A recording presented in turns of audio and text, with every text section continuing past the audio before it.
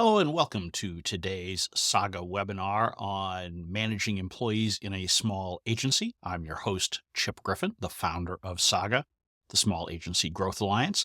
And I'm looking forward to a good conversation today where we'll focus on some of the basics. It will be for if you're an agency owner and maybe you are new to managing employees, or perhaps you are a mid-level manager in an agency who is managing employees for the first time.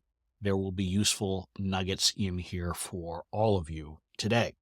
So before we jump in, and while people are continuing to stream in live to attend this webinar, I will go through a few housekeeping items as I always do. First of all, the full webinar replay will be available in the library for Saga Pro members, which you can access right on the Saga website. If you're watching live, I'm having a hard time speaking today, so this is a great start. If you are watching live and would like to ask a question, use the Q&A function. It should be at the bottom of your screen. Submit the question at any time throughout the course of this webinar, and I will take the questions from all live attendees at the end of the main presentation. If you're watching this on replay and would like to ask a question, feel free to email me directly at chip@smallagencygrowth.com. or you can chime in our Slack community. It is free to join and a great place to have conversations with myself, other experts, and agency owners.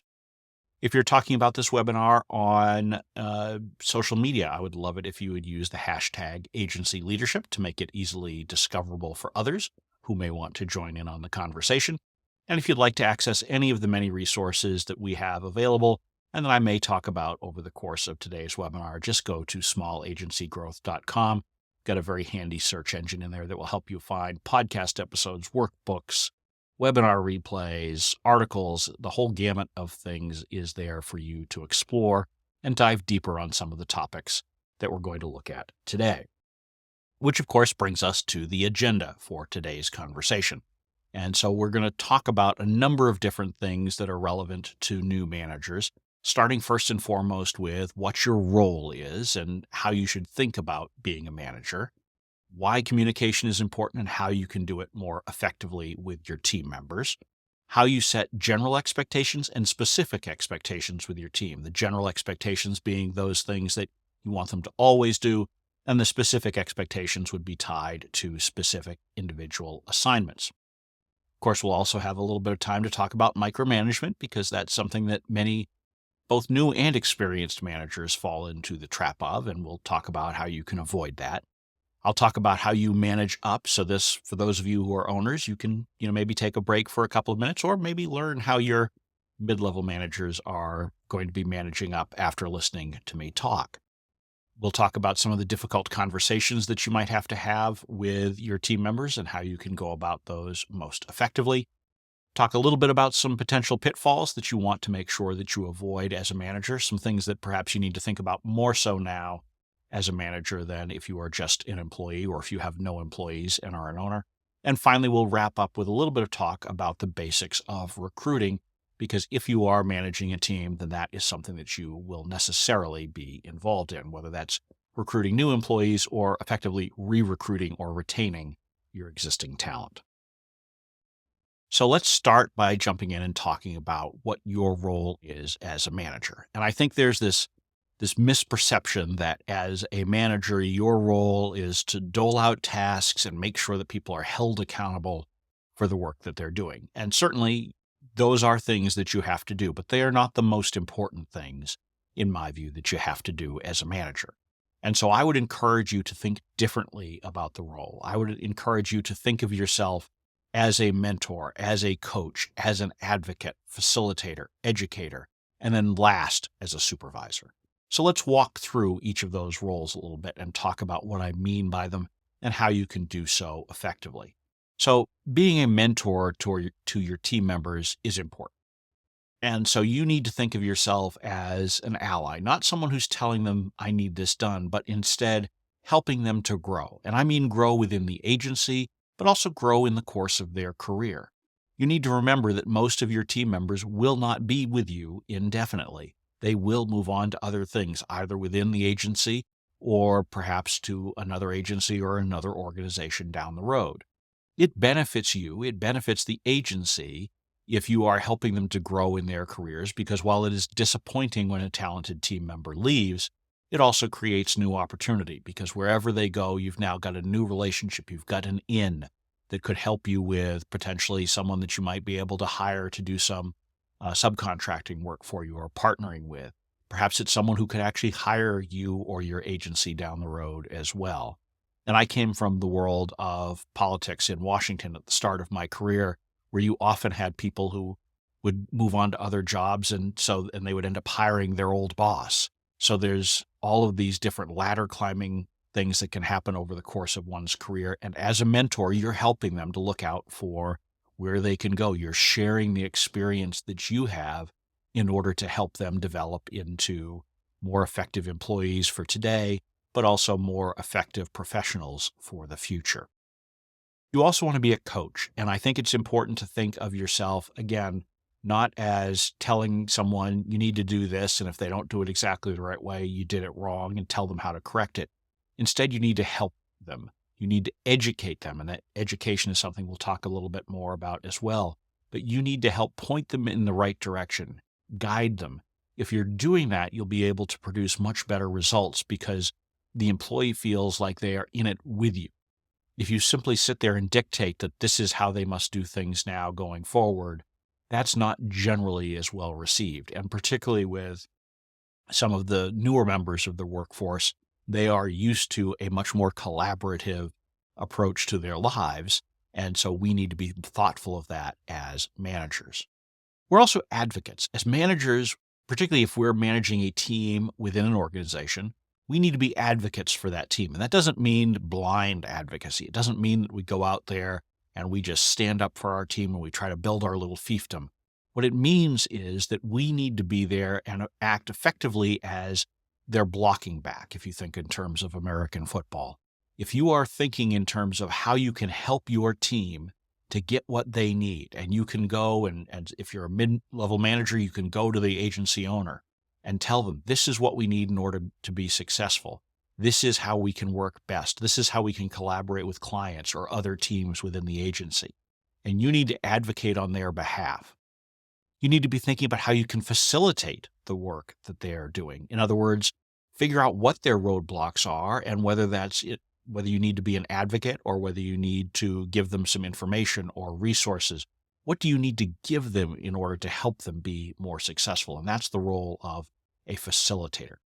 As an educator, you must be willing to train your team, pass on the knowledge that presumably you have, and they don't. Most managers are at a higher level of experience, perhaps higher skill sets, and so they need to be passing that on. You need to be passing that on to your team members in order to help them grow and add the skills that they need.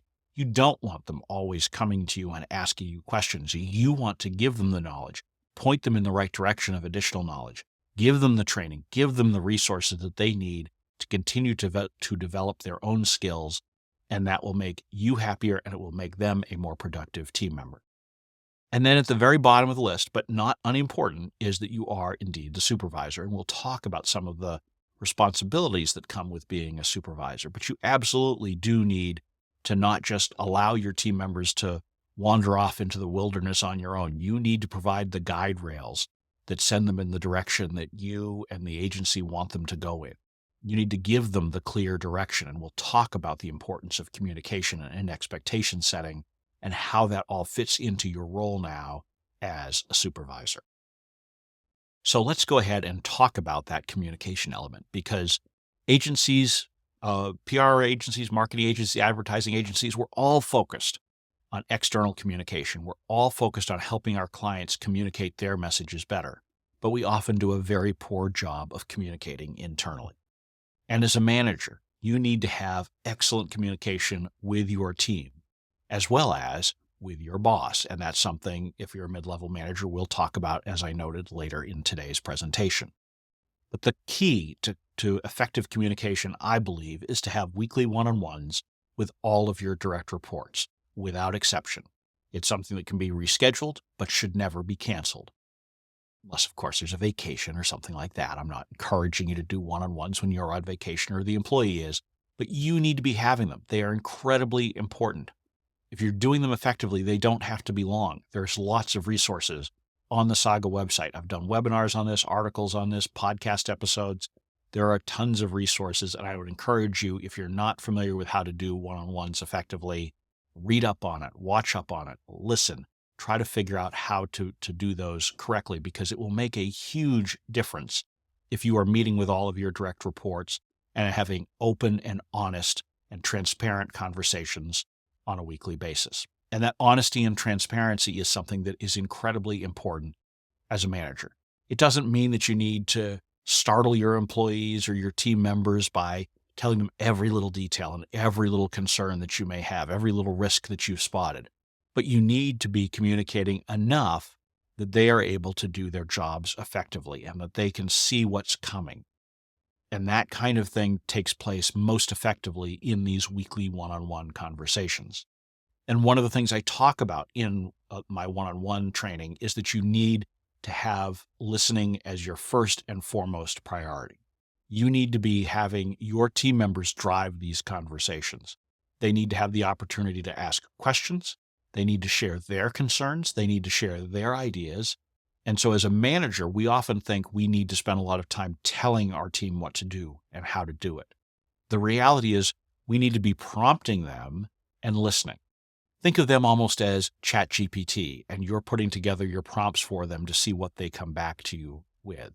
And it's not a game of gotcha. It's a game of trying to understand. It's not a game even.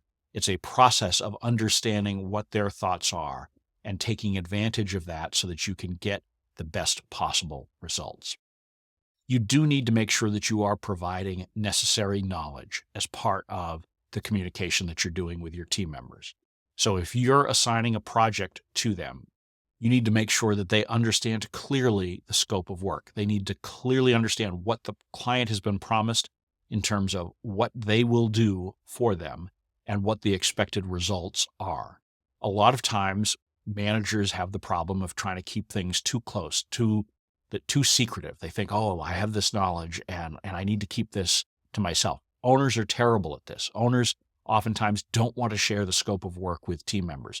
You absolutely need to be sharing that. And if you are a mid-level manager, you need to be sharing that information with your own team members. Because if you don't know what the agency is supposed to be doing, you as an employee have a very difficult time doing so effectively and making sure that you are not over-servicing or contributing to scope creep. You need to be part of the solution and not in the dark. And so that necessary knowledge comes with it. But you also need to provide the necessary knowledge in terms of what do they need to know in order to be effective. So it's not just about scope of work for a client. It's telling them the information that you have based on your own experience. Here are the things we need to focus on. Here's what we're trying to accomplish. Here are the deadlines that we have. Share as much information as possible. And that all feeds into the honest and transparent approach. But it also means that you need to be having back and forth conversations with your team members on a regular basis. Again, the one-on-one's a cornerstone to this, but it doesn't need to be limited just to that. Make sure that you're creating a culture in which your team is comfortable coming to you to raise questions, to raise concerns, whether that's in the one-on-one environment or separately through Slack or email or direct message or however you prefer to be communicated with. Make sure that you're not just telling and assigning and holding people accountable, but instead you have them participating in the process right alongside you. That's how you build both a strong team mentality, but also produce the best results, because it's not merely treating all of your team members as individual cogs in the machine. So you need to start all of this by setting general expectations. So anytime I've had a new employee, I've always sat down with them and said, okay, here are the things that I personally expect. These are the things that I want from you on an ongoing basis, regardless of what particular assignments you may have on your plate. And you need to explain things that help them to work best with you as their manager. And we all have our own approaches to things. We have our idiosyncrasies. So what I'm going to do now is share some of the things that I have typically shared with my own employees as my general expectations that I have for them. Probably top of my list is that I don't like surprises. And I think you'll find that most agency owners don't like surprises. Maybe you'll occasionally like a good one, but in general, I personally prefer not to be surprised by good news or bad news. And so that means as soon as you have a strong inkling that something may be happening, you need to let me know. I was just talking with an agency owner who was having an issue with one of their managers who was letting people know far too late in the process that they didn't have enough time to complete it because the client had been slow to provide feedback or necessary information.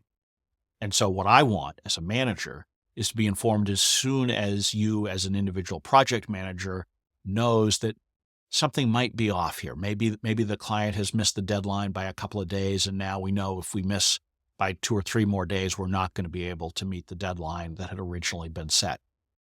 Make sure that you're encouraging your team, in my view, to convey that information to you sooner rather than later. Almost any employee I've ever had will also be able to tell you that I say all the time, don't let the perfect be the enemy of the good. And this doesn't mean that I think you should do sloppy work, but what it means is that we need to remember that good enough is often just that, good enough. And in the agency world, we as owners are often perfectionists. We hire a lot of people who tend to be perfectionists. It's the nature of many creative and strategic folks is they want to get it just right. But we need to remember that our team will not be at that same level that we are. There's a reason why we are owners or managers. And so we need to make sure that what we're getting helps us to meet the expectations that the client has, but are not hung up on getting it so perfect, so right that it takes too much time and becomes unprofitable or causes us to miss deadlines. And we'll talk more about this expectation that I have, particularly when we talk about micromanagement later in today's webinar. I always tell my team that I expect mistakes, and I don't have a problem with most mistakes being made. But what I do expect is that we won't repeat the same one over and over again because we will take some learnings from whatever mistakes, whatever failures we may have, and we'll incorporate that the next time we're doing something similar. So my expectation is that you won't do the same thing over and over again. And if you do, then I'm going to have an issue with you. But if you make mistakes, I'm okay with that. And I think it's important personally to create an environment in which employees understand that it's okay if they make mistakes because that makes it less likely that they're going to hide things, cover them up, try to prevent us from, try to solve a problem on their own without coming to us and sharing it. And so then it becomes a surprise when they're not able to. So I think it's important to have this culture. And so it's one of the expectations I have always set with my team members. I also ask them, don't bring me just problems, but also bring me the solution or a proposed solution or an idea of how we might address it. So if we've got an issue where perhaps we know we're not going to be able to hit a deadline, come to me and let me know what we could do by that deadline or what deadline might actually work. Come to me with those ideas so that you're not just laying a big rotten egg on my plate. Instead, you're telling me how we can make it smell just a little bit better. And finally, for me personally, I think almost anybody will be able to tell you I don't answer the phone, haven't for years. I don't like out of the blue phone calls. I prefer to do scheduled phone calls. So I always told my team members, email me, don't call me. And however you prefer to be communicated with, whatever is most effective for you is something you need to communicate to your team as part of those expectations, because that will help them to work with you more effectively. And I don't care how weird or idiosyncratic your approach may be, share it. I would rather you do that and be, again, open and honest and transparent with your team to get the most out of them than to secretly resent that they're calling you or texting you or something like that. So communicate all of these general expectations to your team. And again, they're probably not going to be the same as mine, but hopefully this gives you some of the ideas that you might include when you're setting those general expectations, either when you're taking over a team for the first time or when you're bringing a new team member on. You also, though, need to have specific expectations that you're setting for individual projects or assignments. And so what this means is that you need to let them know what they're going to need to deliver, when they're going to need to deliver it to you. You need to let them know what resources they have available. How much time should they be spending on it? You can't just assign something to a team member and expect that they will intuit, well, I should only spend 2 hours, 5 hours, 10 hours on this. You need to set an expectation. And if they can't meet it, you need to create a culture in which they push back and say, those aren't enough resources. I can't do this in 2 hours, or I can't do this without some outside help, or I can't do this without a particular piece of software.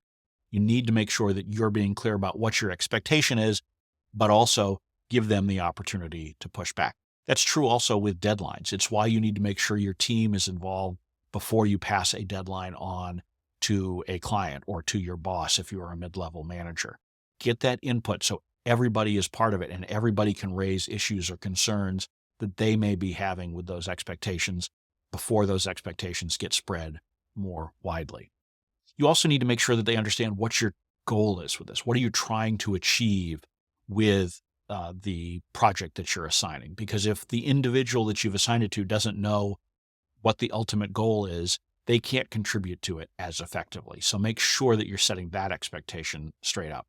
And finally, make them aware of any known issues.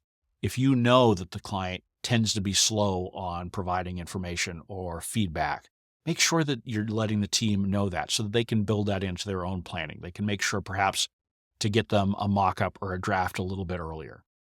Give your team the tools and information that they need in order to be successful, because that's a critical part of your role as a manager, because you can't expect them to cope with things that you haven't told them about. So if you set those general expectations up front when you're first working with an employee and you share the specific expectations on individual assignments, you're much more likely to get results that you're happy with and that produce results that your clients are looking for and that also maintains your team morale. So I referenced micromanagement earlier, and I do want to address it. It would be foolish to have a webinar on management basics without talking about micromanagement because it's something that many new managers fall into. And part of it is because as new managers, we're coming to this from that perfectionist standpoint that I referenced earlier. Part of it comes from a fear, particularly if we're a mid-level manager, that perhaps our boss or the agency owner won't appreciate the work that we're doing if it isn't just so. And so we get in there and we get into the weeds. The problem is that micromanagement effectively is an expression of a lack of trust in your team.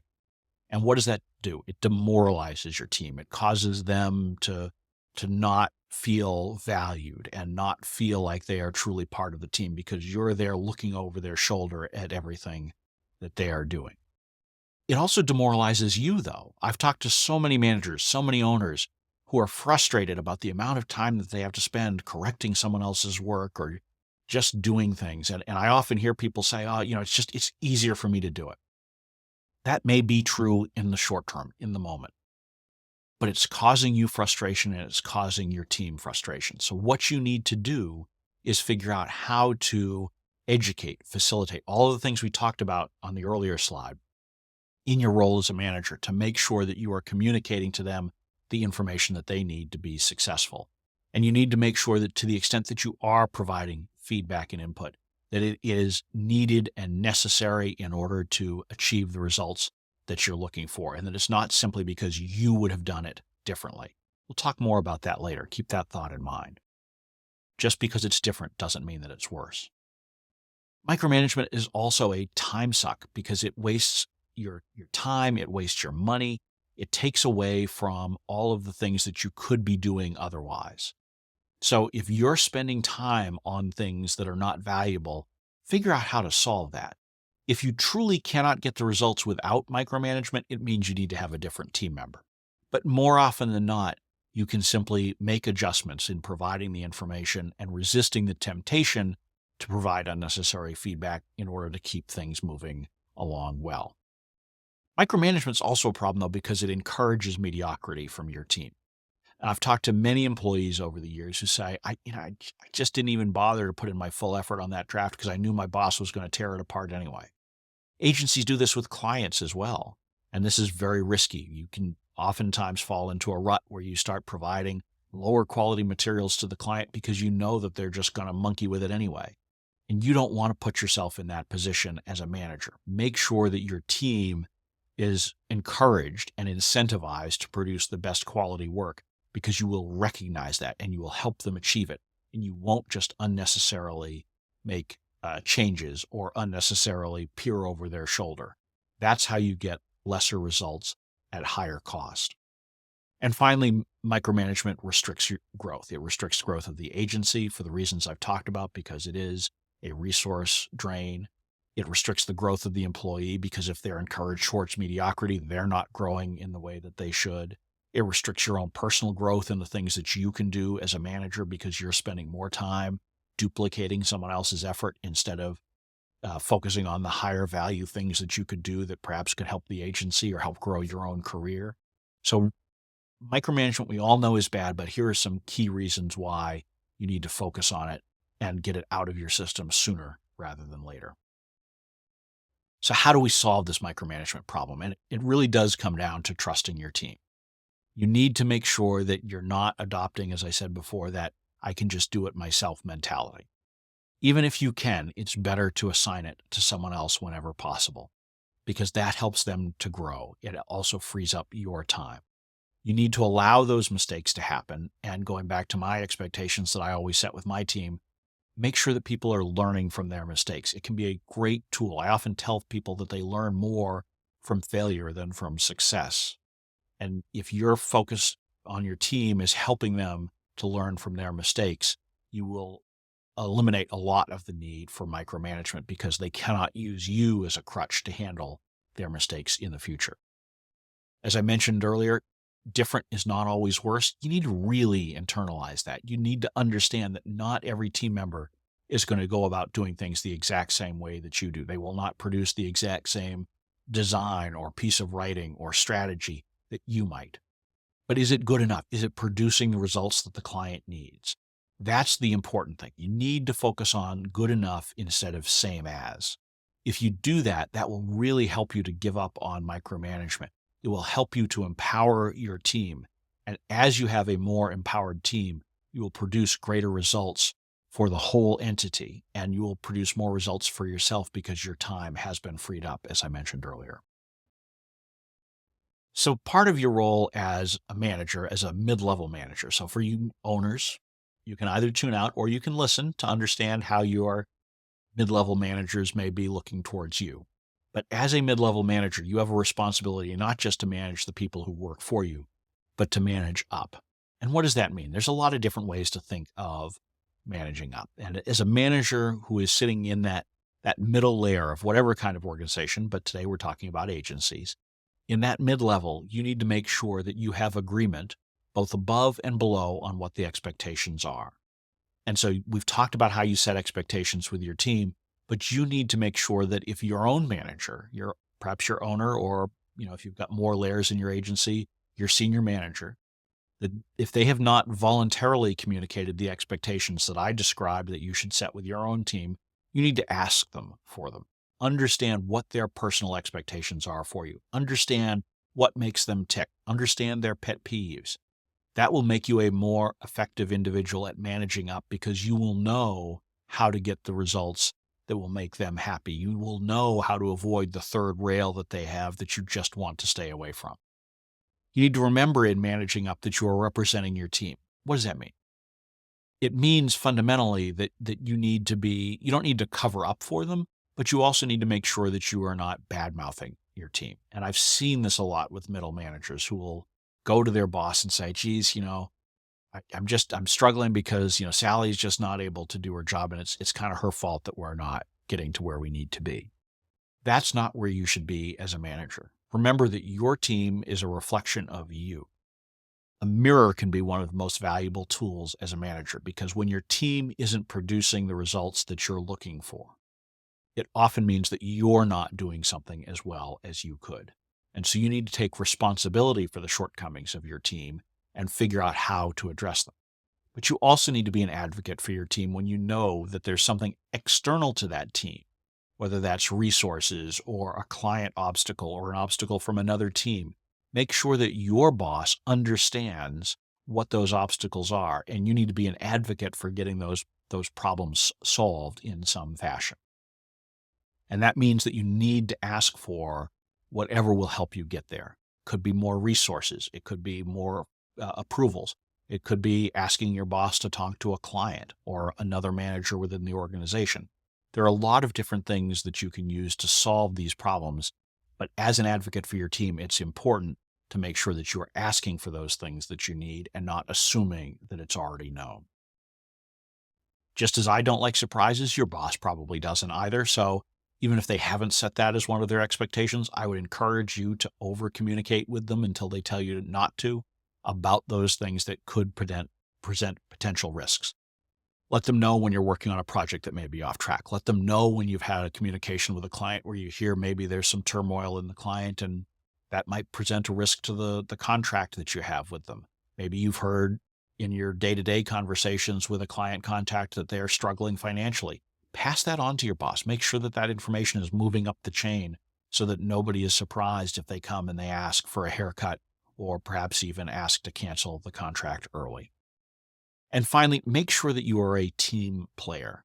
There's nothing worse in an organization and nothing more poisonous than when you have mid-level managers who are gossiping amongst themselves and complaining about things and all that. And it's normal. I'll tell you, in almost every organization I've been in, you have some degree of this. But you need to be really mindful of this as a manager, particularly as a new manager, that you don't fall into that trap. Make sure that you understand that you're an advocate for your team, but you're, as I mentioned, I think earlier, you're not building a fiefdom. You're not trying to build your team at the expense of others. Find ways to work together. Find ways to help each other, because if the agency grows, it truly is one of those rising tides, lift all boats kind of situations. And if you're fighting with each other, if you are trying to undercut other portions of the organization, if you are gossiping about the problems that the agency has or the agency owner, that's a problem. So make sure that you're not doing those kinds of things. Make sure that you are instead collaborating and working towards a common goal. Now, as managers, it's not all sunshine and roses. We don't get to just spend all our time doling things out and saying, do this, and kind of sitting back and watching it happen.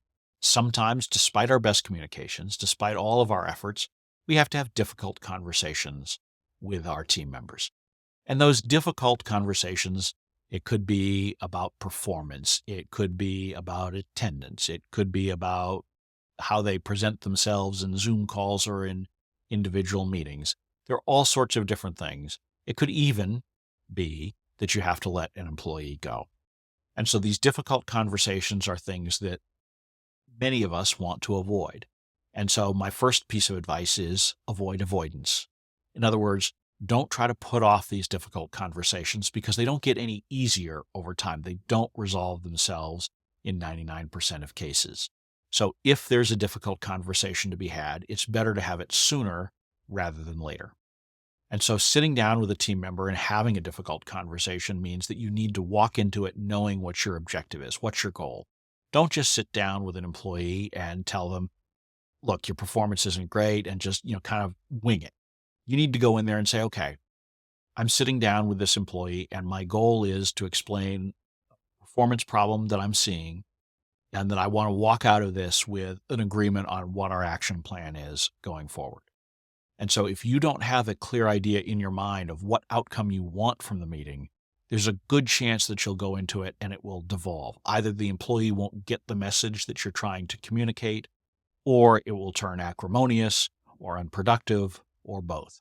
And so make sure that you are clear with yourself going in what you need to have when that meeting concludes.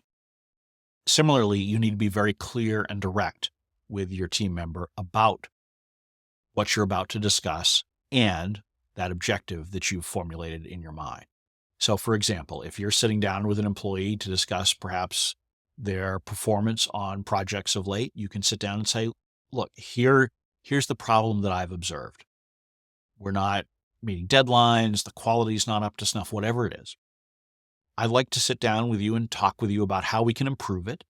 And then I'd like to put together a plan for the next steps for how we can implement those changes. Now, at this point, you've explained the problem to them. And typically, so assuming that this is something that is salvageable, and this is not a termination, I'll come back to termination in a minute, but assuming that it is something that is salvageable, I then like to turn it over to the employee and ask them for their insights. Why are these things happening? Why is the performance not there? And what do they think would help to solve it? And so they might, first of all, they might disagree with you, and you need to be quiet and not debate it. Listen to them as they're explaining what they see as the issue, or perhaps that they don't see an issue. It's possible they're right. It's possible they're not, but at least hear them out and understand them. but then listen to them as they describe how they might address it. So you could have the employee say, well, I haven't been able to meet the deadlines because I've had too many conflicting projects that all have the same deadline, and I simply can't manage my resources. And so they might then say, so we need to have different deadlines. And so then you can discuss that. Do different deadlines make sense? Or perhaps is there a way to juggle them? Is the solution that perhaps you work with them to figure out how they can spend less time to meet each one because maybe they've misunderstood what the expectations or requirements are. And so that's something that you can address. Maybe part of the solution is that they need additional training or additional guidance, or maybe the feedback hasn't been coming from you in a timely fashion. Maybe you've been busy and so you haven't given them feedback on the drafts that they've been putting together or other things that they need. Maybe they don't have the resources. Maybe they need some additional training. Maybe they need some additional piece of software. Work with them to understand how they see it and then agree upon a solution. That's typically how you can best exit your difficult conversation, by having agreement on a solution. Now, in cases where it is not salvageable and you're going into the meeting and this is not about coming and sitting down with an action plan for improvement of something, and instead it is a termination conversation. First of all, I would encourage you, if you've never done a termination, work with someone who has, whether that's an HR consultant or your boss or a lawyer or whomever, to make sure that you're doing it correctly and by the book. And I think we had a webinar not too long ago on how to do terminations effectively. If this is your first time running a termination meeting, I would encourage you to absorb as much information as possible on it to make sure that you are doing it by the book. But in those cases, the key important thing from the difficult conversation portion of it is to understand that you need to rip that Band-Aid off, and a good termination conversation only lasts a couple of minutes. This is not a drawn-out conversation. You sit down, you explain what's happening, you explain what the next steps are in terms of severance or other things. That's it. At that point, you can listen. If they want to raise things, they can raise things, but don't debate them. It's time to move on here. So difficult conversations are designed to be collaborative, designed to have a clear objective to what they're going to be, whether that's an action plan or termination or whatever. And so make sure that you know all of those things going in, and it will make your difficult conversation not pleasant, not easy, but hopefully at least easier. And if nothing else, more productive. I do want to touch on some potential pitfalls. And generally speaking, as a new manager, you want to get advice when you come across anything that is unusual or that you haven't seen before. But you also have to remember that as a manager, you need to live by a higher standard. And so things that were okay for you to do, or maybe people looked the other way at when you were an employee, now you have team members who are reporting to you. When you have team members reporting to you, you need to make sure that you are leading by example. And so that means having that higher standard so that you're really thinking about everything that you say and do in such a way that it is presenting to your team a model for how they should act. But as importantly, you are being careful about the things that you say or do, because more eyes are on you, more people are paying attention to it. And so you need to live by that higher standard as a manager. You need to make sure that you are avoiding things that that are potentially problematic. So that means thinking really carefully before you introduce conversations about controversial topics that are not related to work. Thinking about the observations that you may make about individuals, whether they're clients or team members or anything like that. Be really mindful of what comes out of your mouth, what you put in text, what you put in emails. And this is not an occasion where you need to think about, you want to be just gossiping or, acting like you are sitting at the park with a friend or something like that. You need to be remembering that as a manager, everything you say gets looked at through a different lens. And in particular, I think one of the areas where I see a lot of new managers trip up a bit is when they try to get too personal with their employees. And I'm not talking like personal relationship stuff. I'm talking about introducing personal things into conversations. And the lines get blurry these days, and I understand that. And frankly, they've been blurry for a long time, but they are more blurry today, I think, than ever before. People want to get to know their colleagues oftentimes as people. And I understand that. But you need to allow the employees to initiate that instead of probing them and asking them a lot of questions about what they do outside of work. So if someone opens the door to it, and so if you were working with me, I might mention that I do sports photography. That's fine. Now we can talk about that.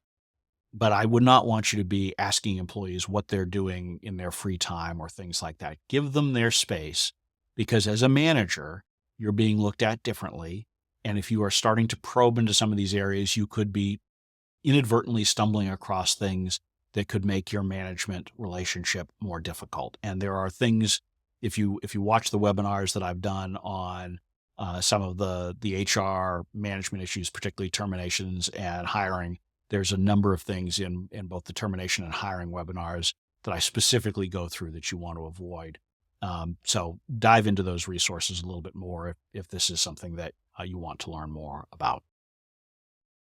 And so that brings us to recruiting, because I think that it's a good place to wind up the prepared presentation today and talk about one of the other things that you do as a manager. It's not just about dealing with your existing team. Most managers are also working on trying to find new members of that team, either to replace individuals who have left or preferably by growing the team and the organization.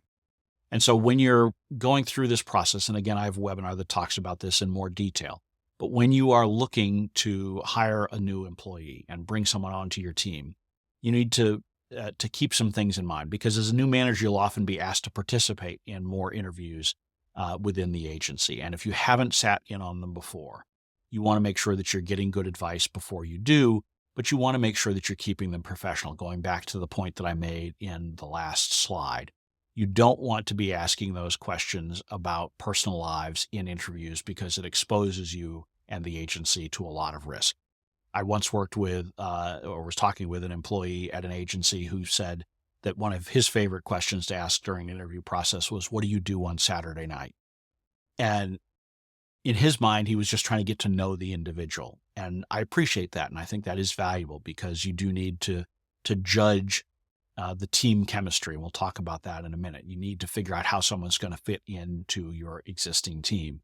But when you start asking questions like that, it exposes you to knowledge that could then create impermissible, or the perception of an impermissible factor in the hiring decision. So you don't want to go down that path. Make sure that you're keeping the interviews professional. And anytime something personal is interjected, it should be by the interviewee and not you as an interviewer. I think the most important thing you need to remember, though, when you're doing recruiting for the first time, is that it's a sales process. And think back to the places where perhaps you've been hired in the past. Yes, you're getting asked a lot of questions about your skills as an individual and potentially joining the team, but you're also evaluating if you want to join this team. And so remember that everyone that you're interviewing, everybody that you're potentially recruiting, is in that same boat. And so they're evaluating you just as a client would. They're trying to figure out, would I be a good fit here? Does this team feel right to me? Do I like the management structure? They want to look at all of those things. And so you need to make sure that you're not just grilling them. And one of the things I see a lot of new managers do is just rapid fire send questions at the individual that they're interviewing. And instead, you need to give them an opportunity to speak. You need to invite them to ask questions, frankly. I learn a lot more about a potential job hire from what they ask me than from what they answer when I ask them a question. And so evaluate them that way. Allow them to understand why you're a great place to work, and not just because you say you're a great place to work. Everybody says that. Instead, make sure that you are fostering that environment in the interview process where you've signaled what it really is like to work for your agency, what it really is like to work for you as a manager, and make that appealing for the individual. In evaluating your potential new hires, you do need to look at their skills, but you also need to understand how they fit. And this is a difficult thing to do when you're recruiting, because you want someone who's a good fit with the team, but you also need to make sure that the basic skills are met, and trying to figure out how to modulate that. I think it's difficult for even experienced managers to do, because on paper, you want to match the skill set.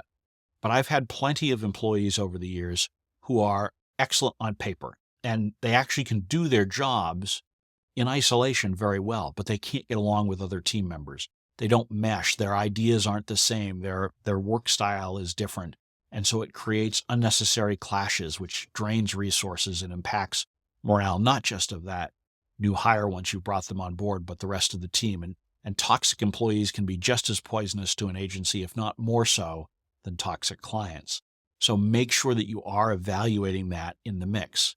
At the same time, don't just focus on the person that you got along best with, because sometimes that will be someone who might be great in team meetings and be fun to be around, but if they can't do the minimum things that need to be done for that role, it doesn't matter. So try to learn as you're going through this process how to balance that chemistry versus skill set challenge.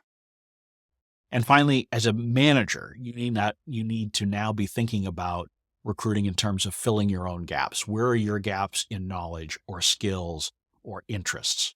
And so, for example, one of the things that I would often do when I was hiring was try to find people who are very detail oriented, because I tend to be kind of a big picture idea guy, stretching the rubber band, trying to go in as many different directions as possible. And so I knew that as a manager, I needed people on my teams who were much more focused on ensuring that every detail of a project actually got done and mapping out deadlines and timelines and that sort of thing.